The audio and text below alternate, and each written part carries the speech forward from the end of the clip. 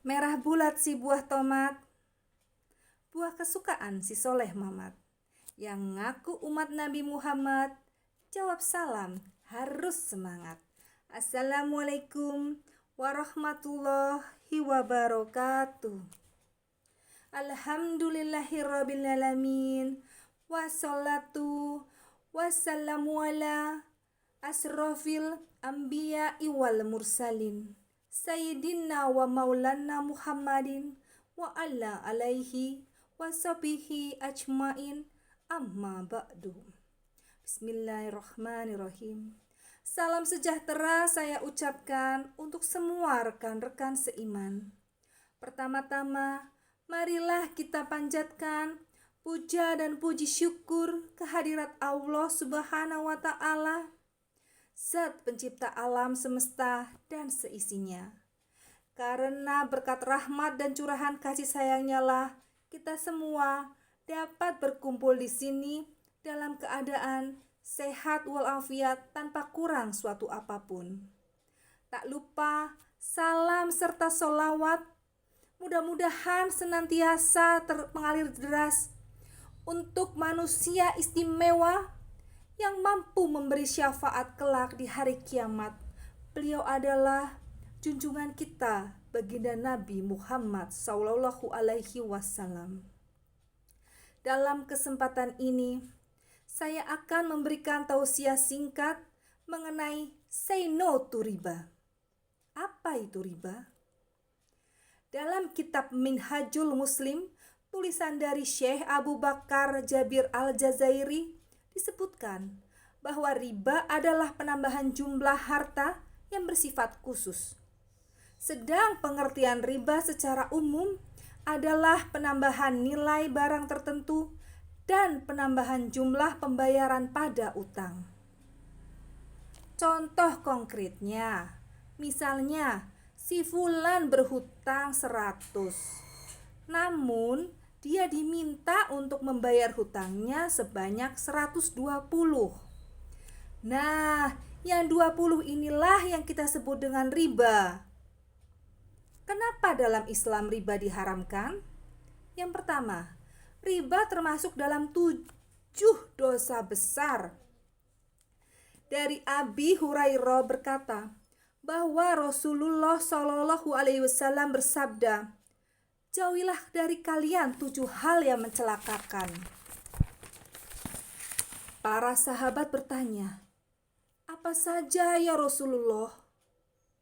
Rasulullah menjawab, yang pertama, syirik kepada Allah Subhanahu wa Ta'ala, sihir, membunuh nyawa yang diharamkan Allah kecuali dengan hak, makan riba, makan harta anak yatim, lari dari peperangan, dan menuduh zina. Hadis riwayat muttafaq alaihi. Yang kedua, mengapa riba diharamkan dalam Islam? Yang kedua adalah riba diperangi oleh Allah Subhanahu wa Ta'ala. Dalam surah Al-Baqarah ayat 276 yang artinya Allah Subhanahu wa Ta'ala berfirman, Allah memusnahkan riba dan menyuburkan sedekah. Dan Allah tidak menyukai setiap orang yang tetap dalam kekafiran dan selalu berbuat dosa. Dari ayat tersebut dapat ditarik kesimpulan bahwa riba itu menyebabkan berkurangnya harta dan tidak berkembangnya harta. Tidak ada keberkahan di dalam riba. Sedangkan sedekah sebaliknya, yakni dapat menyebabkan bertambahnya harta. Begitu pula dengan surah Al-Baqarah ayat 278 dan 279. Allah Subhanahu wa Ta'ala berfirman yang artinya, hai orang-orang beriman, bertakwalah kepada Allah dan tinggalkan sisa riba jika kamu orang-orang beriman.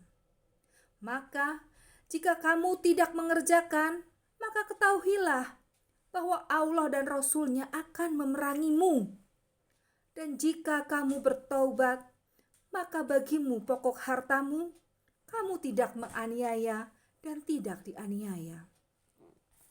Yang ketiga, Allah Subhanahu wa Ta'ala menetapkan riba sebagai transaksi yang haram. Dalam Quran surah Ali Imran ayat 130, Allah Subhanahu wa Ta'ala berfirman yang artinya, "Hai orang-orang beriman, janganlah kalian memakan riba dengan berlipat ganda, dan bertakwalah kalian kepada Allah agar kalian mendapatkan keberuntungan." Dari beberapa poin tersebut dapat dicermati bahwa riba dilarang, riba diharamkan. Rekan-rekan sekalian yang dirahmati Allah, apabila kita tetap nekat melakukan riba, inilah dosa riba yang akan ditanggung. Nabi Muhammad SAW bersabda, riba itu memiliki 70 pintu. Yang paling ringan adalah seperti dosa seseorang yang menzinai ibu kandungnya sendiri. Sedangkan yang paling berat adalah bagaikan seseorang yang senantiasa merusak kehormatan saudara muslimnya. Haji riwayat Ahmad dan Baihaqi dalam Syu'abul Iman disebutkan, Rasulullah SAW pernah bersabda, 1 dirham yang didapatkan oleh seorang dari hasil riba itu lebih berat daripada berzina sebanyak 36 kali. Riba itu termasuk dosa yang tidak terampuni. Dari Auf bin Malik dia berkata bahwasanya Rasulullah SAW bersabda, jauhilah dari dosa yang tidak terampuni, yaitu hulul, mengambil harta rampasan perang sebelum dibagi, khianat, korupsi. Yang kedua, barang siapa memakan riba akan dibangkitkan pada hari kiamat dalam keadaan gila, berjalan sempoyongan. Kemudian beliau membaca ayat yang artinya, orang-orang yang makan mengambil riba tidak dapat berdiri, melainkan seperti berdirinya orang yang kemasukan syaitan lantaran tekanan penyakit gila. Al-Baqarah 275. Nauzubillah, betapa mengerikannya dosa riba. Itulah sebabnya kita harus tegas berani mengatakan tidak pada riba. Para hadirin yang dirahmati Allah Subhanahu wa Ta'ala, setelah mendengar hal tersebut, tentunya kita semua ingin menghindari riba, bukan? Ada beberapa cara agar kita terhindar dari riba. Di antaranya adalah yang pertama, memahami bahaya riba. Karena hal ini bisa menjadi motivasi kita agar kita menjauhi riba. Yang kedua, memahami hukum jual beli dengan baik. Kita harus betul-betul paham hukum jual beli yang memenuhi syariat Islam agar kita terhindar dari riba. Yang ketiga, memiliki sifat qanaah. Sifat qanaah dapat dilakukan dengan senantiasa bersyukur atas apapun yang diberikan kepada kita, hingga kita terhindar dari perasaan kekurangan dan ingin hidup mewah. Yang keempat, perbanyak doa. Kiat terakhir adalah dengan memperbanyak doa. Kita bisa terhindar dari riba, kita bisa terhindar dari perbuatan yang haram, tentunya hanya dengan pertolongan Allah Subhanahu wa Ta'ala. Demikianlah tausiah singkat saya hari ini. Mudah-mudahan bermanfaat bagi kita semua dan dapat kita aplikasikan dalam kehidupan sehari-hari. Lebih dan kurangnya mohon dimaafkan. Yang benar datangnya hanya dari Allah Subhanahu wa Ta'ala, Zat yang Maha Benar. Dan yang salah atau keliru itu datangnya dari saya pribadi sebagai manusia biasa yang tidak pernah luput dari salah, khilaf dan dosa. Wassalamualaikum warahmatullahi wabarakatuh.